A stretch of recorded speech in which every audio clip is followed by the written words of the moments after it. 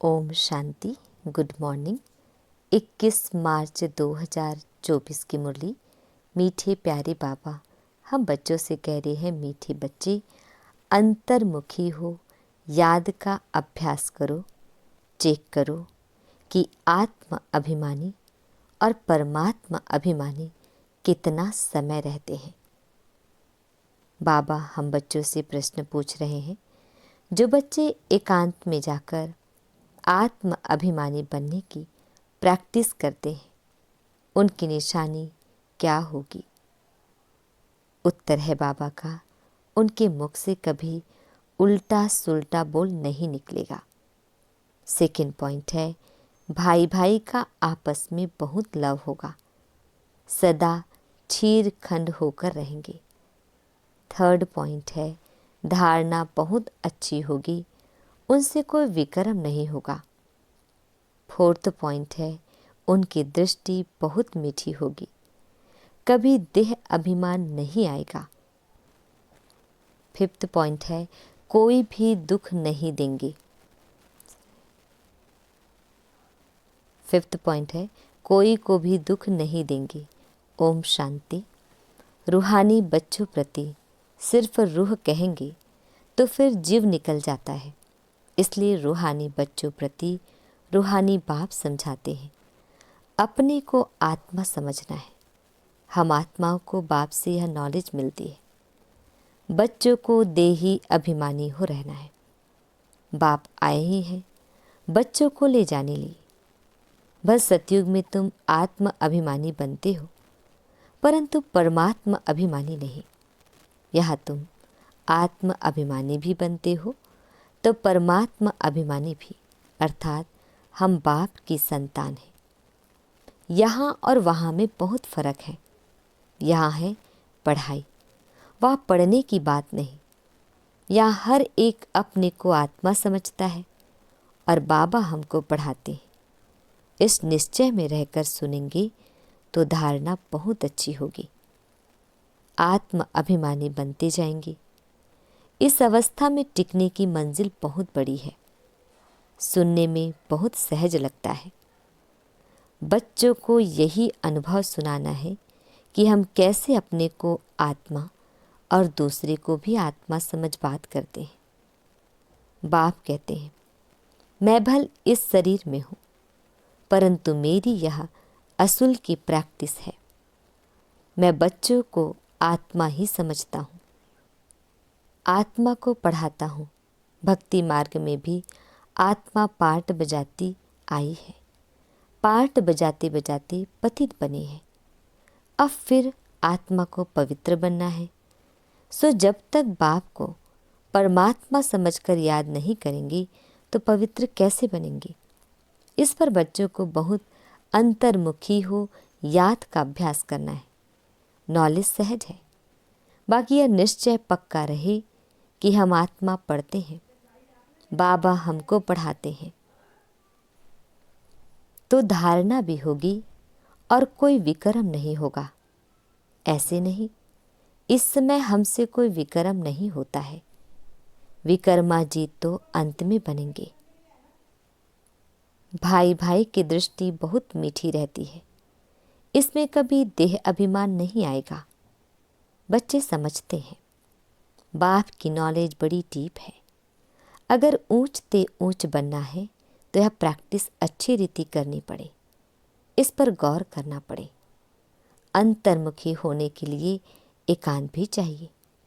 यहाँ जैसा एकांत घर में धंधे धूरी में तो मिल ना सके, यहाँ तुम यह प्रैक्टिस बहुत अच्छी कर सकते हो। आत्मा को ही देखना पड़े, अपने को भी आत्मा समझना है। यह प्रैक्टिस यहाँ करने से आदत पड़ जाएगी। फिर अपना चार्ट भी रखना चाहिए, कहाँ तक आत्म अभिमानी बने हैं। आत्मा को ही हम सुनाते हैं, उनसे ही बातचीत करते हैं। यह प्रैक्टिस बहुत अच्छी चाहिए। बच्चे समझते होंगे यह बात तो ठीक है, देह अभिमान निकल जाए और हम आत्म अभिमानी बन जाए। धारणा करते और कराते जाएं। कोशिश कर अपने को आत्मा समझ, बाप को याद करना। यह चार्ट बड़ा डीप है। बड़े बड़े महारथी भी समझते होंगे। बाबा जो दिन प्रतिदिन सब्जेक्ट देते हैं विचार सागर मंथन करने के लिए, यह तो बहुत बड़ी पॉइंट्स है। फिर कभी भी मुख से कोई उल्टा सुल्टा अक्षर नहीं निकलेगा। भाइयों भाइयों का आपस में बहुत लव हो जाएगा। हम सब ईश्वर की संतान हैं। बाप की महिमा को तो जानते ही हो। श्री कृष्ण की महिमा अलग, उनको कहते हैं सर्वगुण संपन्न, 16 कला संपूर्ण, संपूर्ण निर्विकारी। परंतु श्री कृष्ण के पास गुण कहाँ से आए? भले उनकी महिमा अलग है, परंतु सर्वगुण संपन्न बना तो ज्ञान सागर बाप से ही है ना। तो अपनी जांच बहुत रखनी है। कदम कदम पर पूरा पोता मेल निकालना है। व्यापारी लोग सारे दिन की मुरादी रात को संभालते हैं। तुम्हारा भी व्यापार है ना। रात्रि को जांच करनी है कि हमने सबको भाई भाई समझकर बात की, कोई को भी दुख तो नहीं दिया, क्योंकि तुम जानते हो हम सब भाई क्षीर सागर की तरफ जा रहे हैं। यह है विषय सागर। तुम अभी ना रावण राज्य में हो ना राम राज्य में हो, तुम बीच में हो। तो अपने को आत्मा समझ बाप को याद करना है, देखना है कहाँ तक हमारी व भाई भाई की दृष्टि की अवस्था रही। हम सब आत्माएं आपस में भाई भाई हैं। हम इस शरीर से पाठ बजाते हैं। आत्मा अविनाशी है, शरीर विनाशी है।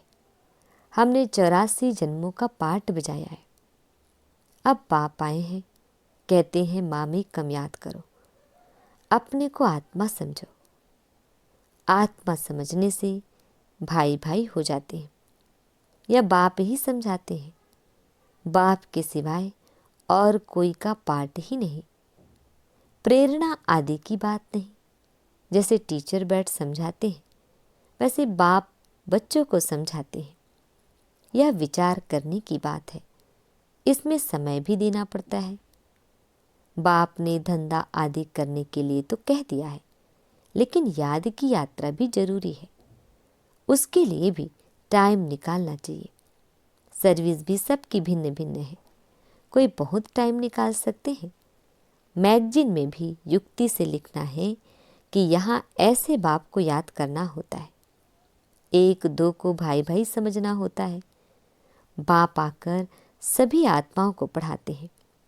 आत्मा में दैवी गुणों के संस्कार अभी भरने हैं। मनुष्य पूछते हैं भारत का प्राचीन युग क्या है? तुम समझा सकते हो, परंतु तुम अभी बहुत थोड़े हो। तुम्हारा नाम निकला नहीं है। ईश्वर योग सिखलाते हैं। जरूर उनके बच्चे भी होंगे, वह भी जानते होंगे। यह किसको भी पता नहीं है। निराकार बाप कैसे आकर पढ़ाते हैं, वह खुद ही समझाते हैं। मैं कल्प कल्प संगम युग पर आकर खुद बताता हूँ कि मैं ऐसे आता हूँ, किसके तन में आता हूँ। इसमें मूंझने की बात नहीं। यह बना बनाया ड्रामा है। एक में ही आता हूँ। प्रजापिता ब्रह्मा द्वारा स्थापना। वह मुरब्बी बच्चा पहले पहले बनते हैं। आदि सनातन देवी देवता धर्म स्थापन करते हैं, फिर वही पहले नंबर में आते हैं। इस चित्र पर समझानी बहुत अच्छी है। ब्रह्मा सो विष्णु, विष्णु सो ब्रह्मा कैसे बनते हैं, यह और कोई समझा न सके। समझाने की युक्ति चाहिए। अभी तुम जानते हो बाबा कैसे देवता धर्म की स्थापना कर रहे हैं, कैसे चक्र फिरता है। इन बातों को और कोई जान न सके तो बाप कहते हैं ऐसे ऐसे युक्ति से लिखो। यथार्थ योग कौन सिखला सकते हैं? यह मालूम पड़ जाए तो तुम्हारे पास ढेर आ जाए। इतने बड़े आश्रम जो है सब हिलने लग पड़ेंगे। यह पिछाड़ी को होना है। फिर वंडर खाएंगे कि इतनी सब संस्थाएं भक्ति मार्ग की है। ज्ञान मार्ग की एक भी नहीं, तभी तुम्हारी विजय होगी। यह भी तुम जानते हो, हर 5000 वर्ष के बाद पाप आते हैं। बाप द्वारा तुम सीख रहे हो, औरों को सिखलाते हो कैसे किसको लिखत में समझाना है। यह सब कल्प कल्प युक्तियाँ निकलती है जो बहुतों को पता पड़ जाता है। सिवाय बाप के एक धर्म की स्थापना कोई कर नहीं सकता। तुम जानते हो, उस तरफ है रावण, इस तरफ है राम। रावण पर तुम जीत पाते हो, वह सब है रावण संप्रदाय। तुम ईश्वरीय संप्रदाय बहुत थोड़े हो। भक्ति का कितना शो है, जहाँ जहाँ पानी है वहाँ मेला लगता है। कितना खर्चा करते हैं, कितने डूबते मरते हैं। यहाँ तो ऐसी बात नहीं। फिर भी बाप कहते हैं, आश्चर्यवत मेरे को पहचानती, सुनंती, सुनावंती, पवित्र रहंती, फिर भी अहो माया तेरे द्वारा हार खावंती। कल्प कल्प ऐसे होता है। हार खावंती भी होते हैं। माया के साथ युद्ध है, माया का भी प्रभाव है। भक्ति को तो हिलना ही है। आधा कल्प तुम प्रालब्ध भोगते हो, फिर रावण राज्य से भक्ति शुरू होती है। उनकी निशानियां भी कायम हैं। विकार में जाते हैं, पर देवता सो रहे नहीं। कैसे विकारी बनते हैं यह दुनिया में कोई जानते नहीं। शास्त्रों में लिख दिया है, वाम मार्ग में गए। कब गए यह नहीं समझते हैं। यह सब बातें अच्छी रीति समझने और समझाने की है। यह भी तब समझे जब निश्चय बुद्धि हो। उनकी कशिश होगी, कहेंगे ऐसे बाप से हमको मिलाओ। परंतु पहले देखो, घर जाने के बाद वह नशा रहता है, निश्चय बुद्धि रहते हैं। भले आज सतावे, चिट्ठी लिखते रहे, आप हमारे सच्चे बाबा हो। आपसे ऊंचा वर्षा मिलता है। आपसे मिलने बगैर हम रह नहीं सकते। सगाई के बाद मिलना होता है, सगाई के बाद तड़पते हैं। तुम जानते हो, हमारा बेहद का बाप टीचर, साजन आदि सब कुछ है, और सबसे दुख मिला। उनकी एवज में बाप सुख देते हैं, वहाँ भी सब सुख देते हैं। इस समय तुम सुख के संबंध में बंध रहे हो। यह पुरुषोत्तम बनने का पुरुषोत्तम युग है। मूल बात है अपने को आत्मा समझना, बाप को प्यार से याद करना। याद से खुशी का पारा चढ़ेगा। हमने सबसे जास्ती भक्ति की है, धक्के बहुत खाए। अब बाप आया है वापस ले जाने, तो जरूर पवित्र बनना है, दैवी गुण धारण करने हैं, पोता मेल रखना है। सारे दिन में कितने को बाप का परिचय दिया। बाप का परिचय देने बगैर सुख नहीं आता, तड़फन लग जाती है। यज्ञ में बहुत विघ्न भी पड़ते हैं, मारे खाते हैं, और कोई सत्संग नहीं जहाँ पवित्रता की बात हो। यहाँ तुम पवित्र बनते हो तो असुर लोग विघ्न डालते हैं। पावन बनकर घर जाना है। संस्कार आत्मा ले जाती है। कहते हैं युद्ध के मैदान में मरेंगे तो स्वर्ग में जाएंगे, इसलिए खुशी से लड़ाई में जाते हैं। तुम्हारे पास कमांडर, मेजर, सिपाही आदि कहाँ कहाँ से आते हैं, स्वर्ग में कैसे जाएंगे। लड़ाई के मैदान में मित्र संबंधी याद आते हैं।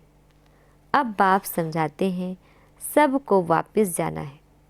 अपने को आत्मा समझो, भाई भाई समझो। बाप को याद करो, जो जितना पुरुषार्थ करेंगे उतना उच्च पद पाएंगे। वो लोग कहते हैं हम भाई भाई हैं, परंतु अर्थ नहीं जानते, बाप को ही नहीं जानते। लोग समझते हैं हम निष्काम सेवा करते हैं, हमको फल की इच्छा नहीं, परंतु फल तो जरूर मिलना है। निष्काम सेवा तो एक बाप ही करते हैं। बच्चे जानते हैं बाप की कितनी ग्लानि की है, देवताओं की भी ग्लानि की है। अब देवताएं किसी की हिंसा तो कर नहीं सकते। यहाँ तो तुम डबल अहिंसक बनते हो, न काम कटारी चलाना, न क्रोध करना। क्रोध भी बड़ा विकार है। कहते हैं बच्चों पर बहुत क्रोध किया। बाप समझाते हैं थप्पड़ आदि कभी नहीं मारना, वह भी भाई है, उनमें भी आत्मा है। आत्मा छोटी बड़ी नहीं होती है, यह बच्चा नहीं परंतु तुम्हारा छोटा भाई है। आत्मा समझना है, छोटे भाई को मारना नहीं चाहिए। इसलिए श्री कृष्ण के लिए दिखाते हैं ओखरी से बांधा, वास्तव में ऐसी बातें हैं नहीं। यह भिन्न भिन्न शिक्षाएं हैं। बाकी श्री कृष्ण को क्या परवाह पड़ी है माखन की। वह महिमा भी करते हैं उल्टी चोरी की। तुम महिमा करेंगे सुलटी, तुम कहेंगे वह तो सर्वगुण संपन्न 16 कला संपूर्ण है, परंतु यह ग्लानि की भी ड्रामा में नोंद है। अभी सब तमो प्रधान बन पड़े हैं, बाप आकर सतो प्रधान बनाते हैं। पढ़ाने वाला है बेहद का बाप, उनकी मत पर चलना पड़े। डिफ़िकल्ट से डिफ़िकल्ट यह सब्जेक्ट है। पद भी तुम कितना उच्च पाते हो। अगर सहज हो तो सब इस इम्तिहान में लग जाए। इसमें बड़ी मेहनत है। देह अभिमान आने से विक्रम बन जाएंगे। इसलिए छुई मुई का दृष्टांत है। बाप को याद करने से तुम खड़े हो जाएंगे। भूलने से कुछ न कुछ भूल हो जाएगी, पद भी कम हो पड़ता है। शिक्षा तो सबको दी है, जिसकी बाद में गीता बनाई है। गरुड़ पुराण में रोचक बातें लिखी है जो मनुष्यों को डर लगे। रावण राज्य में पाप तो होते ही हैं, क्योंकि है ही कांटों का जंगल। बाप कहते हैं दृष्टि को भी बदलना है, बहुत समय से हीरे हुए हैं, इसलिए शरीर की तरफ प्यार चला जाता है। विनाशी चीज से प्यार रखने से फायदा ही क्या, अविनाशी से प्यार रखने में अविनाशी बन जाता है। बच्चों को यही डायरेक्शन है। उठते बैठते चलते फिरते बाप को याद करो। अच्छा, मीठे प्यारे बाबा हम बच्चों को विश कर रहे हैं। मीठे मीठे सिकिल दे बच्चों प्रति माता पिता बाप दादाजी को याद प्यार गुड मॉर्निंग और नमस्ते। हम रूहानी बच्चों की रूहानी माता पिता बाप दादाजी को याद प्यार गुड मॉर्निंग और नमस्ते नमस्ते नमस्ते। शुक्रिया मीठे प्यारे बाबा, आपका लाख लाख शुक्रिया। आज हम बच्चों को धारण करना है। फर्स्ट पॉइंट है शरीर विनाशी है, उससे प्यार निकाल, अविनाशी आत्मा से प्यार रखना है। अविनाशी बाप को याद करना है। आत्मा भाई भाई है, हम भाई से बात करते हैं, यह अभ्यास करना है। सेकंड पॉइंट है विचार सागर मंथन कर अपनी ऐसी अवस्था बनानी है जो मुख से कभी कोई उल्टा सुल्टा बोल ना निकले। कदम कदम पर अपना पोता मेल चेक करना है।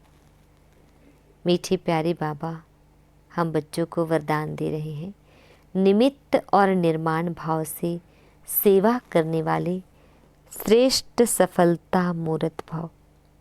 डिटेल है सेवाधारी अर्थात सदा बाप समान निमित्त बनने और निर्माण रहने वाले। निर्माणता ही श्रेष्ठ सफलता का साधन है। किसी भी सेवा में सफलता प्राप्त करने के लिए नम्रता भाव और निमित्त भाव धारण करो। इससे सेवा में सदा मौज का अनुभव करेंगे। सेवा में कभी थकावट नहीं होगी। कोई भी सेवा मिले, लेकिन इन दो विशेषताओं से सफलता को पाते सफलता स्वरूप बन जाएंगे। स्लोगन, सेकंड में विदेही बनने का अभ्यास हो तो सूर्यवंशी में आ जाएंगे। ओम शांति।